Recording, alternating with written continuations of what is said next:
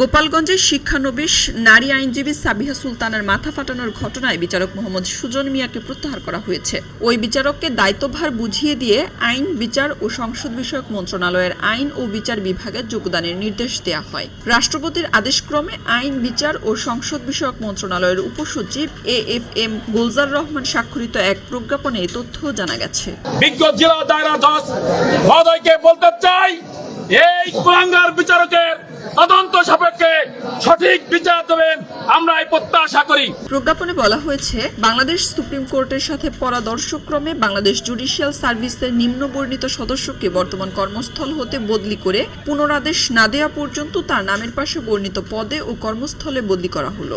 উপরি বর্ণিত বাংলাদেশ জুডিশিয়াল সার্ভিসের সদস্যদের দপ্তর প্রধান কর্তৃক মনোনীত কর্মকর্তার নিকট অদ্য 23 জুলাই 2026 অপরাহ্নে বর্তমান পদের দায়িত্বভার অর্পণ করে অবিলম্বে বদলিকৃত কর্মস্থলে যোগদানের জন্য নির্দেশক্রমে অনুরোধ করা হলো। এর আগে আজ সকালে ওই বিচারকের প্রত্যাহার ও শাস্তির দাবিতে বিক্ষোভ করে আইনজীবীরা। এ সময় তারা ওই বিচারকের শাস্তির দাবি জানান।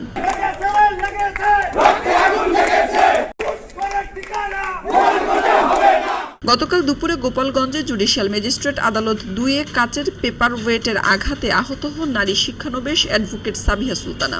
এরপর গোপালগঞ্জ মেডিকেল কলেজ হাসপাতালে তাকে ভর্তি করা হয়। আইনজীবীরা আদালতের বিচারক মোহাম্মদ সুজন মিয়ার বিরুদ্ধে ওই পেপার ওয়েট ছুঁড়ে মারার অভিযোগ তুলেন।